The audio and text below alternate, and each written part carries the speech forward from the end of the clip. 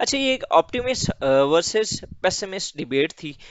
इसके ऊपर भी मैं बात करना चाहूँगा कि जो न्यूक्लियर वेपन्स की बात थी तो उसके ऊपर दो डिबेट्स थी, वो इमर्ज हुई 1970s के अंदर। ठीक है, एक को जो एक साइड पे थे ऑप्टिमिस्ट, ठीक है, और दूसरी साइड पे थे पेसिमिस्ट। जो ऑप्टिमिस्ट थे वो कहते थे कि ये एक theory of rational deterrence theory है, अगर यहाँ पर आप थ्योरी भी साथ इंप्लीमेंट करना चाहें तो। और दूसरी साइड पे ऑर्गेनाइजेशनल थ्योरी। इन्होंने कहा कि जो ऑप्टिमिस्ट थे, बेनिफिशियल ऑफ न्यूक्लियर वेपन्स, जो प्रोलाइफरेशन है ना, वो ये है बेनिफिशियल। जबकि पेसिमिस्ट कहते थे कि नहीं, ये हार्मफुल है।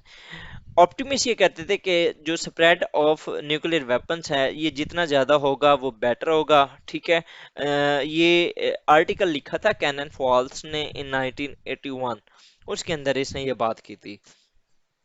जबकि पीटर फेवर उसने ये कहा था कि irrational political elite will be using nuclear weapons to settle their matters, और ये हार्मफुल होगा। सिमिलरली स्कॉट सैगन ने भी कहा कि states can't build arsenals to survive by nuclear weapons, first strike capability and weapon systems still we incentivize the aggressor। इसके अंदर वो ये कहता है कि ना जो नॉन न्यूक्लियर वेपन स्टेट्स हैं, ये जो डेवलपिंग स्टेट्स हैं, उनके पास इतने पैसे नहीं होंगे, उनके पास इतना जो है कैपिटल नहीं होगा कि वो अ, जो है प्रॉपर अपना एक न्यूक्लियर का जो सेल है या जो उसका सिस्टम है वो बना सके, न्यूक्लियर वेपन सिस्टम के उसको कंट्रोल किस तरीके से करना है।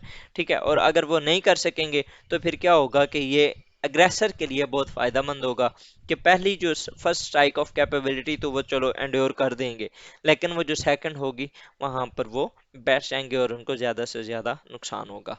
जबकि जो कैनन वॉल्स वाले या जो ऑप्टिमिस्ट थे वो कहते थे by nuclear weapon states can deter the enemy and nuclear weapons are the best to deter the एग्रेसर्स।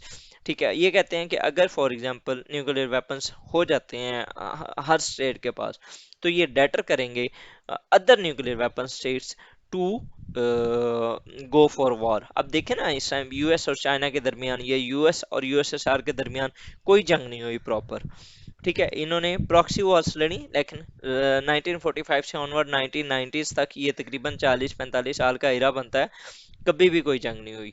वो जो वॉर्स थी अफगानिस्तान के अंदर, वियतनाम के अंदर और कोरिया के अंदर, वहां पर भी जस्ट उनकी आर्मीज आपस में लड़ी हैं, ये सिर्फ सपोर्ट करते रहे हैं। अभी भी रशिया यूक्रेन की वॉर हुई है तो ये सपोर्ट कर रहे हैं वेस्ट वाले यूक्रेन को, लेकिन डायरेक्ट वॉर के अंदर इंगेज नहीं हुए। उसके बाद जी ऑप्टिमिस्ट के बारे में वो कहते हैं कि economic constraints so they will limit the arsenals. ठीक है, ऑप्टिमिस्ट ये कहते हैं कि क्योंकि जो इकोनॉमी का मसला होगा, लोगों के पास इतना ज़्यादा पैसा नहीं होगा, कैपिटल नहीं होगा लीडर्स के पास, तो क्या करेंगे, वो अपने आर्सनल्स को लिमिट करके रखेंगे। जबकि जो पेसिमिस्ट वो कहते हैं कि जो इकोनॉमिक कंस्ट्रेंट्स हैं they are more vulnerable because of lack of command and control centres. आपके पास कमांड एंड कंट्रोल सेंटर्स आप ज़्यादा से ज़्यादा बना नहीं सकेंगे, जिसकी वजह से ये आपके लिए नुकसानदेह होगा।